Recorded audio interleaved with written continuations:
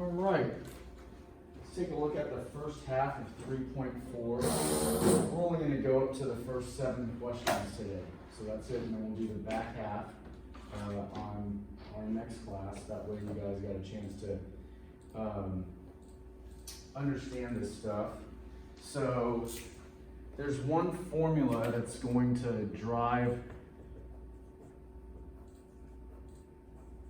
most of our work. This could also be our,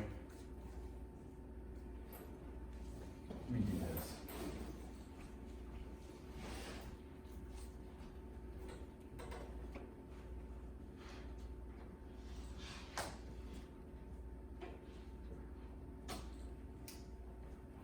Okay, and so this is the formula for a z-score, And so this formula is going to drive a lot of our work, pretty much all of our work, through the first 7 problems here. Let's answer a few definitions first, and then we will go on to our applications, okay? First, the blank represents the number of standard deviations an observation is from the mean, and that is known as the z-score. So as I wrote the formula there for you, we'll deal with it more as we go through, but the z-score is the number of standard deviations an observation is from the mean. So in other words, recall that in our last class, we started to really understand if we had, say, a mean of a population or a mean of a sample, right? That we had some pretty standard brackets and ranges that we fell into. 1 standard deviation, 2 standard deviations, 3 standard deviations. We had some rules for those, right? The empirical rules. Now, what the z-score does is it tells us exactly the position that some kind of observation, so X represents an observation. We'll deal with those as we go through them. So let's say we had some X value and we don't know where it falls somewhere in here. This z-score formula will tell us exactly where it falls in our normal distribution, okay? And so hopefully that helps you start to understand that. Blank divide data sets into 4. So we're not going to be doing this today. It'll be done in the second half of this lesson, but that is quartiles. We'll deal with that in the second half of this lesson, but not right at the beginning. All right. So now what let's do is let's go do an application, shall we? And so what we have here, and I'm going to zoom out just a little bit so I have a little bit more working room. We have some babies that are born after a gestation period. So I'm going to label this, and you should label this as well. First thing is we have 32 to 35 week babies. So I'm going to create 2 comparison areas. I've got a 32 to 35 week. You guys with me so far? And then I've got another category of 40 week or plus. So I'm going to be comparing these 2. So I've got 32 to 35 week babies that were born. And then I have babies that were born at 40 weeks and beyond. I have 2 that I'm trying to compare. You guys following me so far? All right. Let's go back to the 32 to 35. They say they have a mean weight of 3,000 grams. So a mean weight, and I'm just going to label as our mean weight of, let's see here, 3,000 grams. G for grams. Let me make that a little bit more clear. And then they have a standard deviation of 800 grams.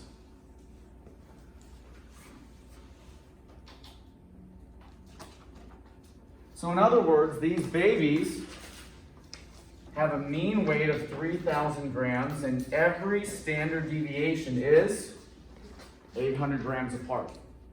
You guys with me? Okay. Let's go look at the 40 week plus. 40 week plus obviously they've been in the womb a longer time, right? So therefore they're going to end up weighing more. Their mean weight at birth is 3,500 grams.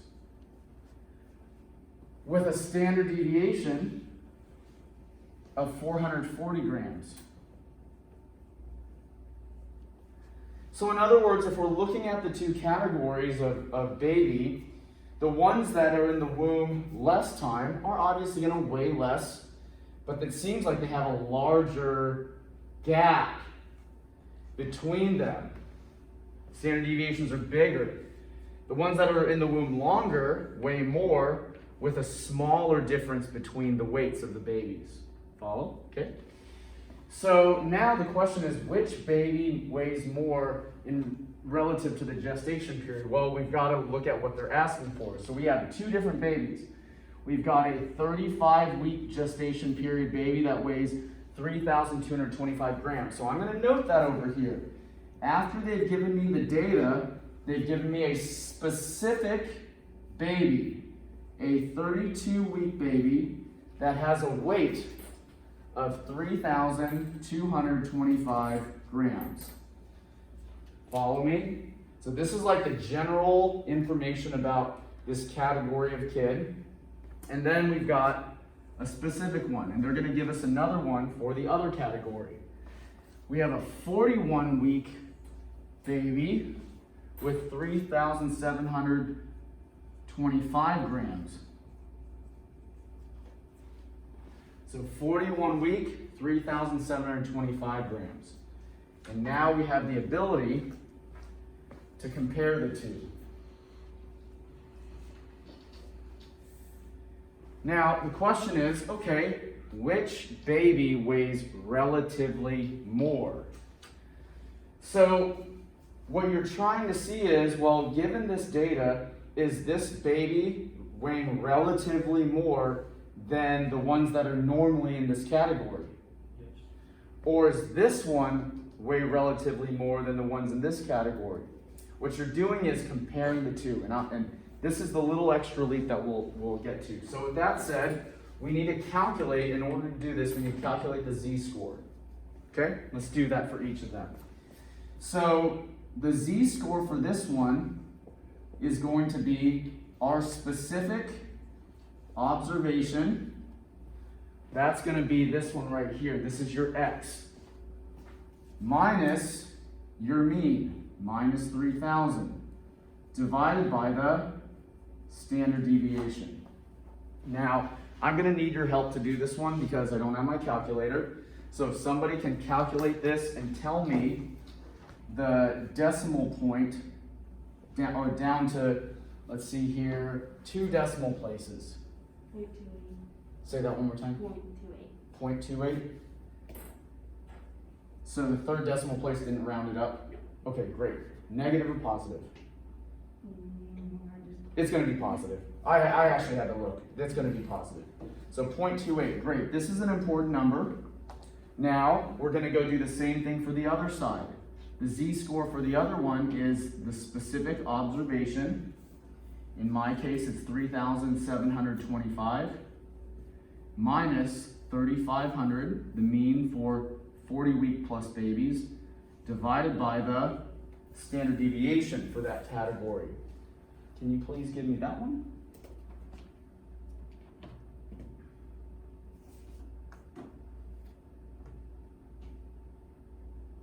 Oh, let me get out of here.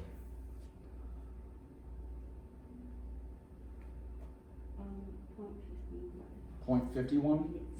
They're not rounded up. Great, thank you. All right, so now we need to make a comparison. Now, the way that you want to look at this particular problem is the smaller the number, okay? So if the smaller the number is, or the bigger the number is, the closer it is to the mean, or it's relatively more. The further from the mean the number is, or the smaller the number, so for example, this 0.28 is closer, means that it's closer to this mean. This one is a little bit further from the mean.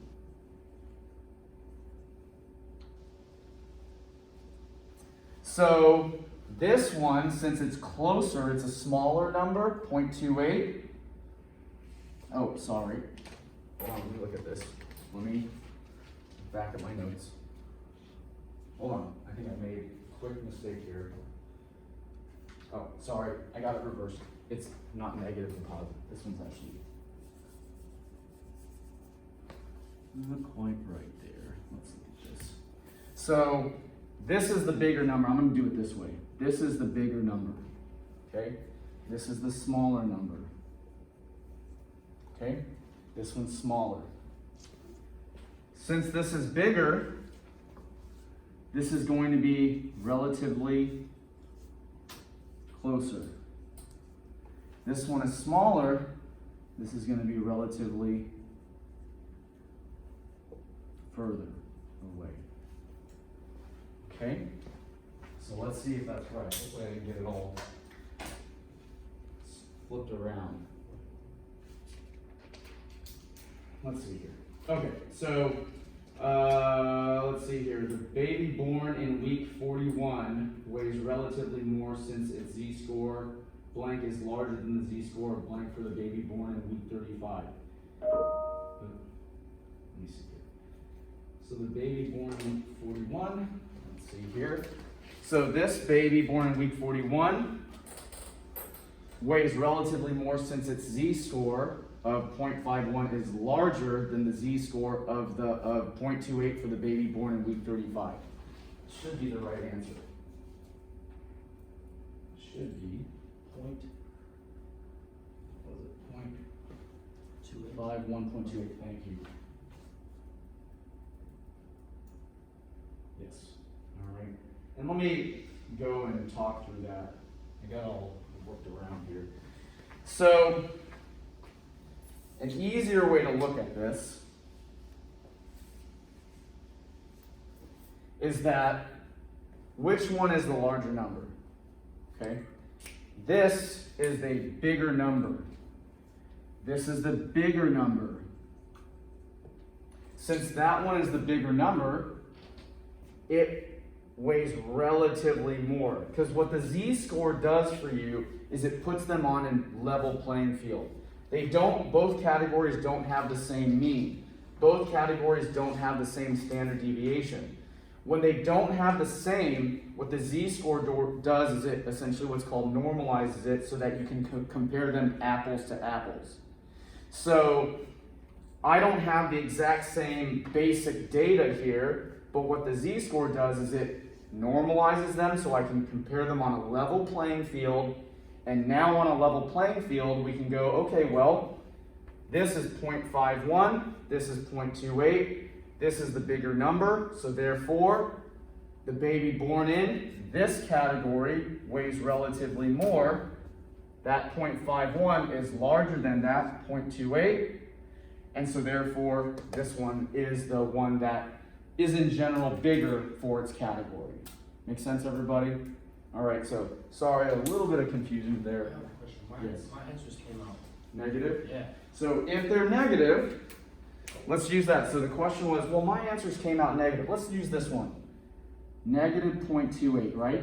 Let's pretend it went negative 0.28 and negative 0.51.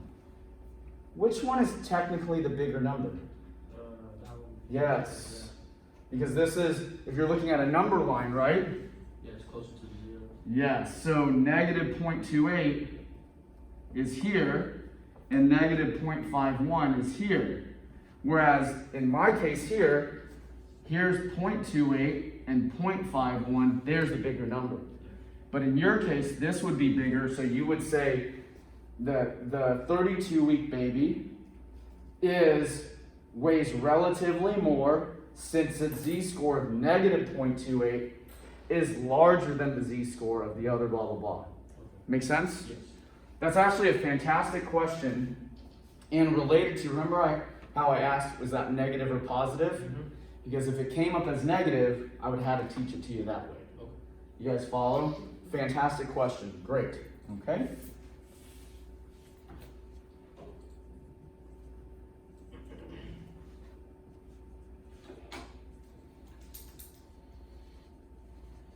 All right, there it is. Okay, so there's that one. Probably should have used my space better so I could compare them a little bit better, but that's okay. We'll maybe have to erase those. Okay, let's look at number 4. So in number 4, I'll use this spot here so I can keep this one here. It says, in a certain city, the average 20 to 29-year-old man is 72.5 inches tall. So what you'll notice here is in this problem, we're comparing 20 to 29-year-olds, men and women. Move my cursor here. So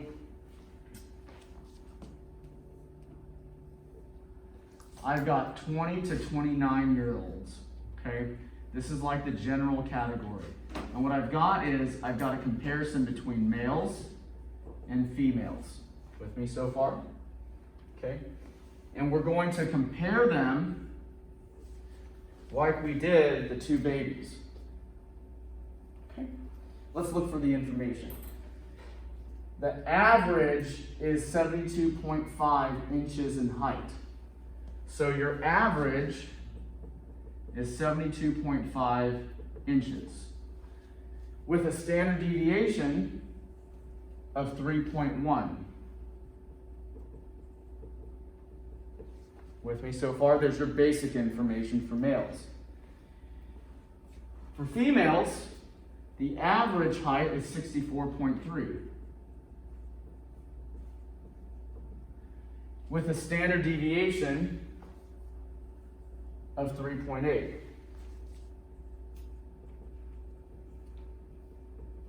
Okay? Now you can expect that what they're about to give you is a specific observation from each category, male, female, for us to then make the comparison, right? So they say, who is relatively taller? 75-inch man. So we've got a 75-inch male observation, and we've got a 70-inch female observation. Which one? That's the question, right? And look at the 2 problems. Very similar in characteristics. So what we need to do is go, well, relative to the data for that category, which one is which? Which one's better? Let's go calculate the z-score, shall we? So our z-score for the males would be 75, our observation, minus the mean, 72.5, divided by the standard deviation. For the females, we would do the same thing, just with different information. 70 minus the 64.3 divided by 3.8. Okay? Questions about that at all? Good? Okay. So now, can somebody do the math for me, please? Save me some. Go ahead. The male is 0.81. Okay. And it's Positive, thank you. And then the female is 1.5. 1.5 positive, yeah? Yeah, it looks like it'll be positive. Okay.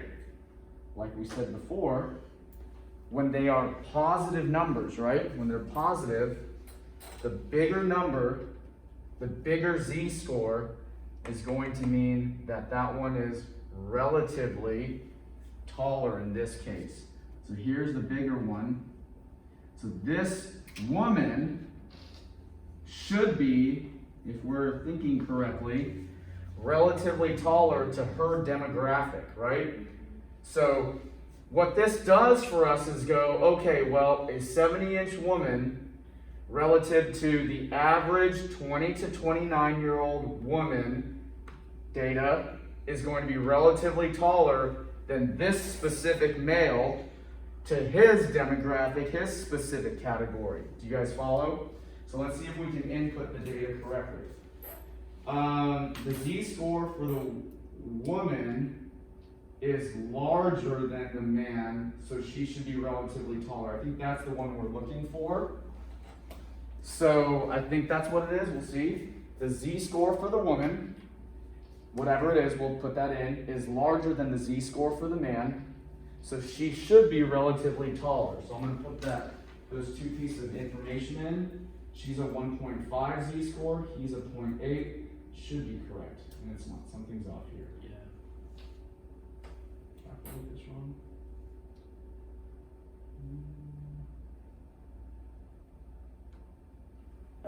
Are my numbers right here? I Dou- double check. Double check them. But I don't, let me check that. Double check them. Somebody run the numbers for me again, just in case. Well, I got it wrong too. Did you?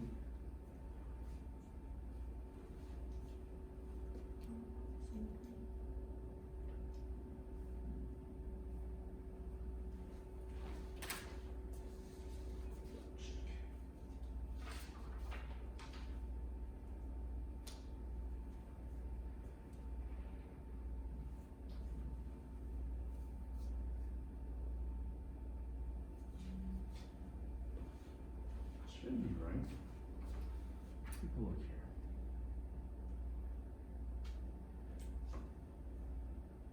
Six. Yeah, those look pretty good. Jeez. You got them? Are they right? I got the same answer. Got the same ones? Mhm. Anybody get theirs right? You got yours right? I got it And right. similar? You got yours right? Yeah, it was different than the video. So, Mine was like 1.5 and 1.75. yeah. And the 1 point, but you answered it the same way?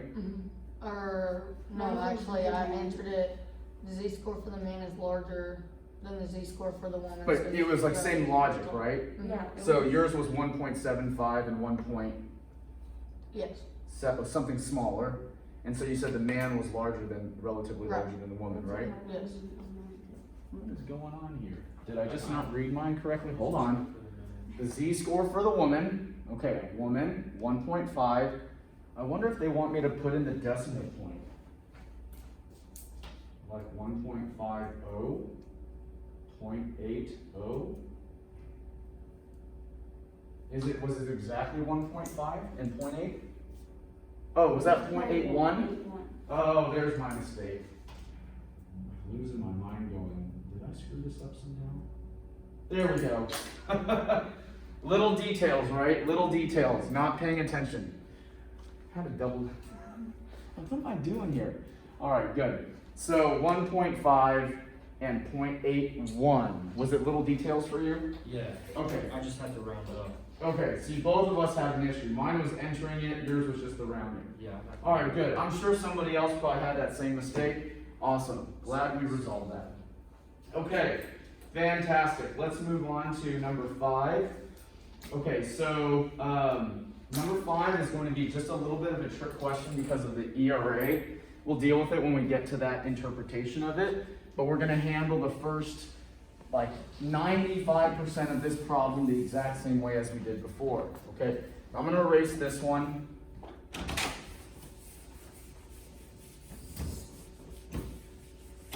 Okay, and so let's take a look here. 1 year Thomas had the lowest, and we're going to compare two people, so I'm just going ahead and get this started. We've got Thomas,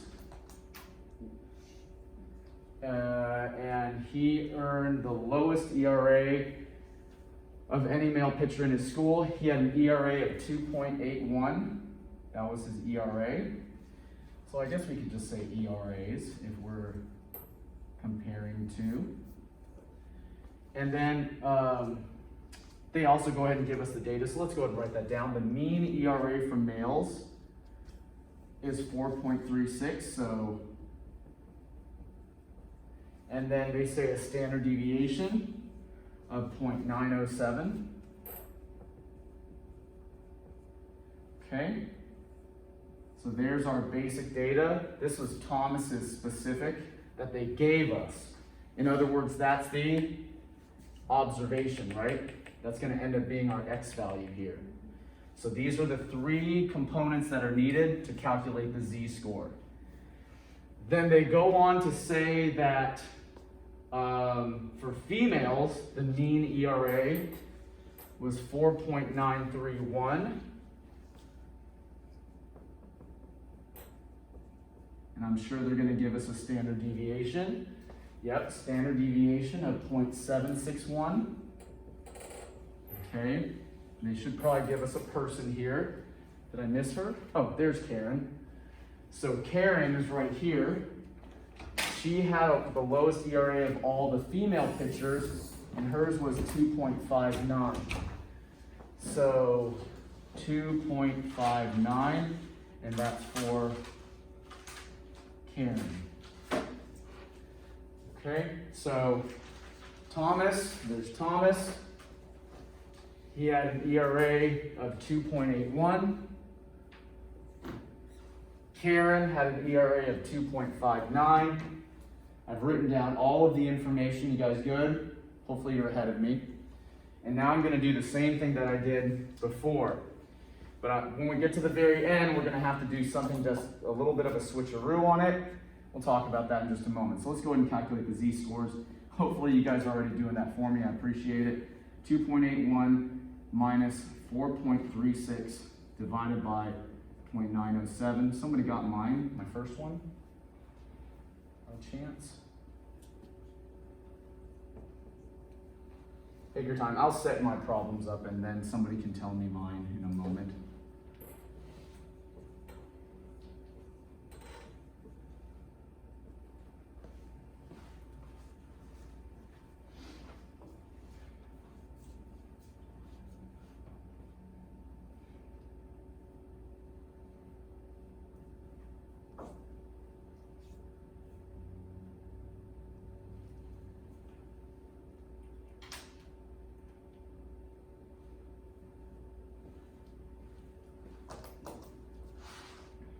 Got a number for me by chance? They're definitely going to be negative values. I have Thomas's. Okay, Thomas, go ahead. That's fine. Negative, how many decimals? It looks like we're going to need 2 rounded. Okay. Negative 1.71. 1.71. Thank you. Okay, thank you. And then when you get a chance, go ahead and get me Karen's. Appreciate it.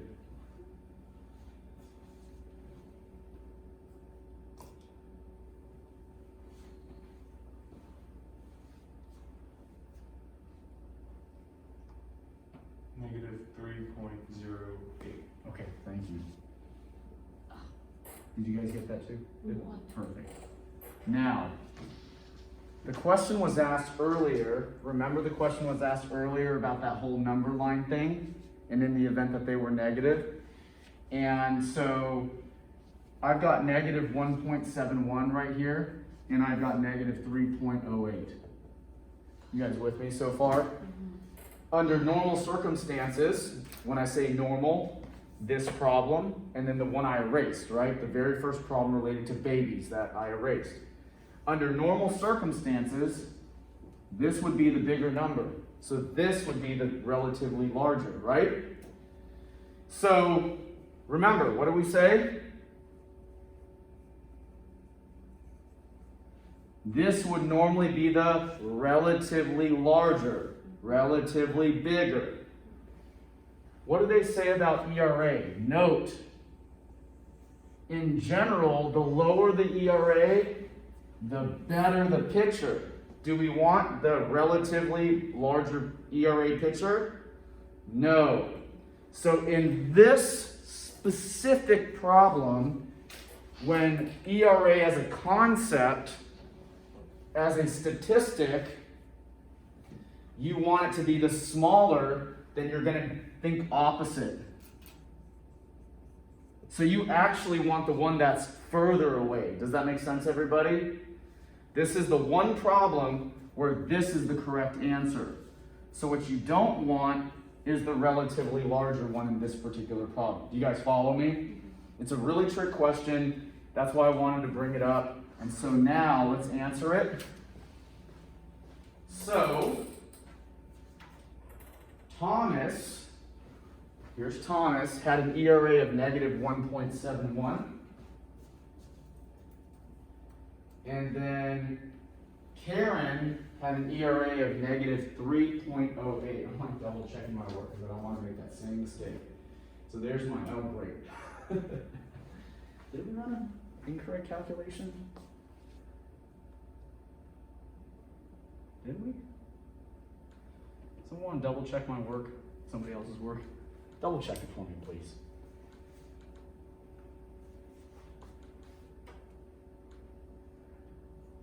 .81, 4.36, .907, 2.59,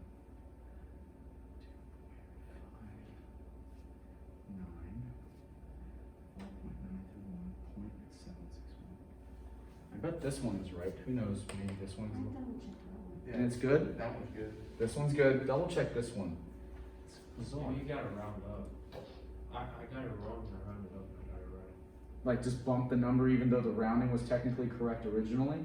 The last class you. It was 1.33, I put 1.34 in the work. Alright, okay. Well, worst case, it ends up being off and we're relatively close. Just double check this one. Just double check it for me. And it's good we're running into these. I'm sure other students will as well. And it should be 3.08. Should be? Mhm. Bizarre. That's odd. You guys got your question right? Yes. Okay, well, as long as, so it looks like, oh, they marked Karen's correct, but they're saying Thomas's for some reason is wrong. Maybe you just put 1.7. Let's put Hold one. on. Oh, Oh, 1.72? 1.70. They liked 1.69 Oh. for some reason. That's bizarre. I mean, it could realistically be that they did it incorrect. It's happened before. Hopefully the test and the quizzes aren't like that. Yeah, if for some reason it is, you just email me and I'll give you the credit. It's no problem. I got 1.71 too. Yeah, well, whatever it was, I don't know why they came up with it, but you guys get the idea, right? We know we're on the right track. Alright. So with that said, let's answer the second part. Who had the better relative ERA? Well, technically Karen did. Karen had the better year because of her what? Lower. Lower, yeah. So this is the right one. Hopefully you guys answered that correct already. Okay. So, there it is. Done. Good job. Okay, nice. So let's move on to the next one. And so our next one deals with these last two are pretty reasonable. Let me erase some stuff. And these are the last two problems we're going to do today. And then there's no quiz. No need to worry about the quiz for now. All right.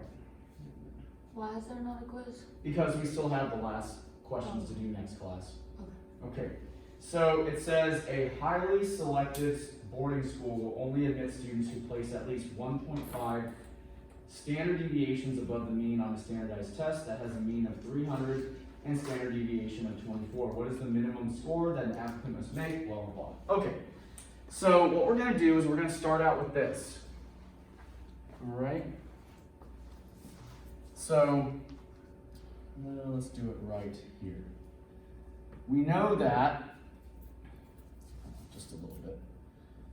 We know that our z is our observation minus, let's just call it our mean, divided by our standard deviation. Remember that depending on sample or population, these are interchangeable, right? Okay, I'll just use those for now. So recall that this z-score is this z-score tells you how many standard deviations there are.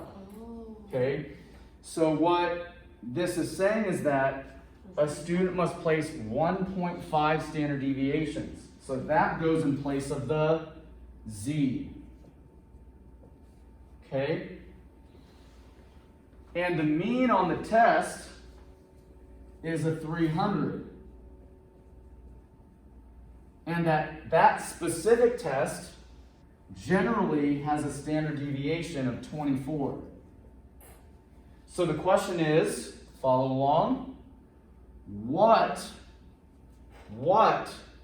does the student have to score to get admitted into this selected boarding school? Knowing that this is the mean on the test, this is what most students typically or the test has as a standard deviation. And in order to get to this boarding school, you actually have to fall within 1.5. Does that make sense? It's really tricky. So instead of searching for the z-score, this z-score is your standard deviation. That's what it always represented from the very beginning. It, in other words, said, well, this ERA of 2.81 falls negative 1.71. So if you have a curve here, if the mean is some value here, negative 1.71, that score fell somewhere here. Here's one standard deviation, here's two, came somewhere in there. That's what it's meaning. And this one is even further out.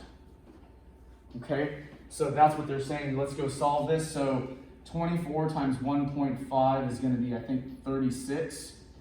X minus 300. You guys see how I got that 36? Multiply both sides by 24, right? If I multiply by 24, multiply by 24, these cancel. 24 times 1.5 is 36. Okay? Then, to solve the equation, add 300 to both sides.